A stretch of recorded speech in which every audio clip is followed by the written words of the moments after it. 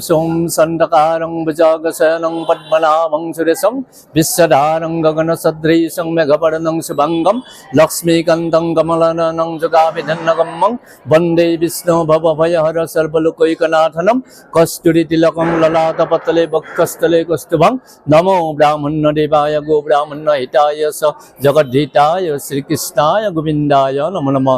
प्रभु भगवान श्री विष्णु আজি मकर সংক্ৰান্তিৰ দিনা দৌলগোবিন্দত প্ৰভু যে অগণন ভক্তই আগমন ঘটিছে। এই ভক্তবিলাকে মনৰ বাঞ্ছা পূৰ্ণ কৰাৰ কাৰণে আমি এই মন্ত্ৰ পাঠ কৰি দিয়া হয় আৰু তেওঁলোকক ভোগ প্ৰসাদ আদি খোৱাৰ উদ্দেশ্যে খোৱা হয় আৰু লগতে অজস্ৰ মানুহ হয়।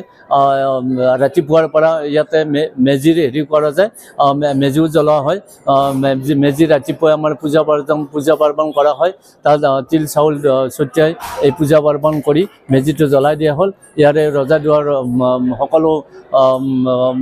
ৰজাদুৱাৰৰ সকলোবাসী আহি আপোনাৰ মেজিটো জ্বলাই দিয়ে আৰু মেজিত ঠিক 8 বজাৰ লগে লগে জ্বলোৱা হয় আৰু তাৰপিছতে বহুত অগণন ভক্তৰ সেই মেজিৰ থলীটো আগমন হয় আৰু এই মন্দিৰৰ ভিতৰতো বহুত যাত্ৰী আহি সেৱা অৰ্চন বন্দন কৰে। দুমাহী উপলক্ষে আমি মহাপ্ৰভু দৌলগোবিন্দ সেৱা জনাবলৈ আহিছোঁ। লগতে অসমবাসী ৰাইজৰ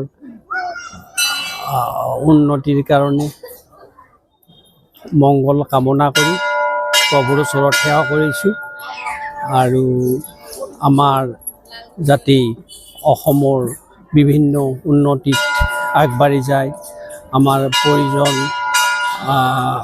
পৰিয়াল আমাৰ লগত নাতিও আহিছে, আটাই আহি পেলাই আমি আমাৰ তেওঁৰ কৃপা বিচাৰি শৰণাপন্ন হৈছোঁ।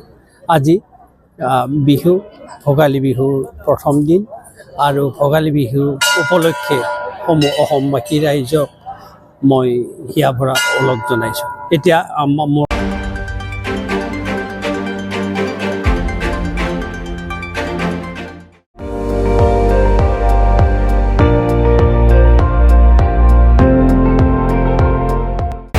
আপুনি চাই আছে ND24 সৰ্বশ্ৰেষ্ঠ নহয় সৰ্বোত্তমৰ দৌৰত।